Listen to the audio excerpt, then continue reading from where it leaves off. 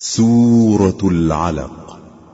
شروع اللہ کا نام لے کر جو بڑا مہربان نہایت رحم والا ہے۔ اے نبی صلی اللہ علیہ وآلہ وسلم، اپنے پروردگار کا نام لے کر پڑھو جس نے تمام کائنات کو پیدا کیا، جس نے انسان کو خون کی پھٹکی سے بنایا۔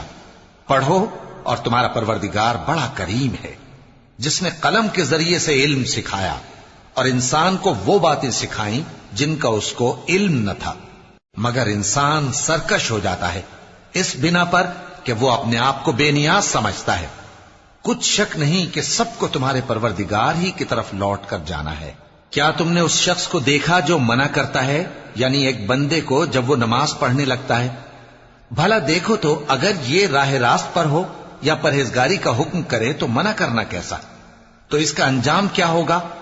ذرا دیکھو تو اگر اس نے دین حق کو جھٹلایا اور اس سے منہ موڑا، کیا اس کو معلوم نہیں کہ اللہ دیکھ رہا ہے؟ دیکھو اگر وہ باز نہ آئے گا تو ہم اس کی پیشانی کے بال پکڑ کر گھسیٹیں گے، یعنی اس جھوٹے خطا کار کی پیشانی کے بال، تو وہ اپنے یاران مجلس کو بلا لے، ہم بھی دوزخ کے فرشتوں کو بلائیں گے۔